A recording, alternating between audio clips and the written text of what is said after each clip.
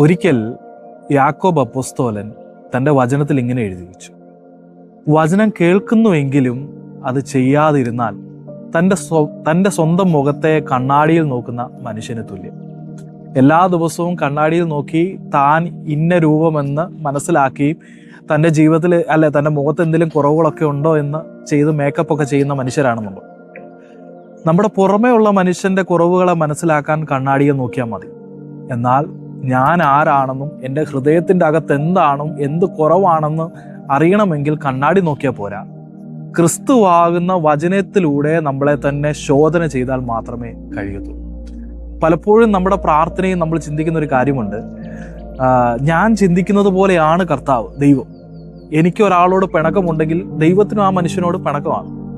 ഞാൻ തിരഞ്ഞെടുക്കുന്ന വഴി എനിക്കിഷ്ടമാണെങ്കിൽ ദൈവത്തിനും ആ വഴി തന്നെ ഇഷ്ടമാണെന്നാണ് നമ്മൾ വിചാരിക്കുന്നത്. പക്ഷെ അങ്ങനെയല്ല. യേശു കർത്താവിൻ്റെ ഈ ലോകത്തിലായിരിക്കുമ്പോൾ അവസാനത്തിൽ പ്രാർത്ഥിക്കുന്ന ഒരു പ്രാർത്ഥനയിൽ ഇങ്ങനെ പ്രാർത്ഥിക്കുന്നു: കഴിയുമെങ്കിൽ പിതാവേ, ഈ പാനപാത്രം എന്നിൽ നിന്ന് എടുത്തു മാറ്റണം, എങ്കിലും എൻ്റെ ഇഷ്ടമല്ല നിന്റെ ഇഷ്ടം എന്നിൽ നടത്തണമേ. ഈ പകൽക്കാലം നമ്മൾ പല വിഷയങ്ങൾക്ക് വേണ്ടി പ്രാർത്ഥിക്കുന്നവരായിരിക്കും, പല സാഹചര്യങ്ങൾക്ക് വേണ്ടി സാഹചര്യം മാറാൻ വേണ്ടി പ്രാർത്ഥിക്കുന്നവരായിരിക്കും.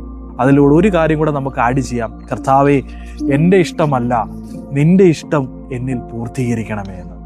നമ്മൾ കണ്ണാടിയിൽ നോക്കി നമ്മളെ തന്നെ വിലയിരുത്തുന്നവരെ പോലെയല്ല, ക്രിസ്തുവാകുന്ന വചനത്തിലൂടെ നമ്മളെ കടത്തിവിട്ട് നമ്മുടെ കുറവുകളെ മനസ്സിലാക്കി നമ്മൾ യേശുവിനെ പോലെയാണോ മറ്റുള്ളവരോട് ഇടപെടുന്നത്, യേശു സ്നേഹിക്കുന്നത് പോലെയാണോ മറ്റുള്ളവരെ സ്നേഹിക്കുന്നത് എന്ന് നമ്മളെ തന്നെ വിലയിരുത്താം.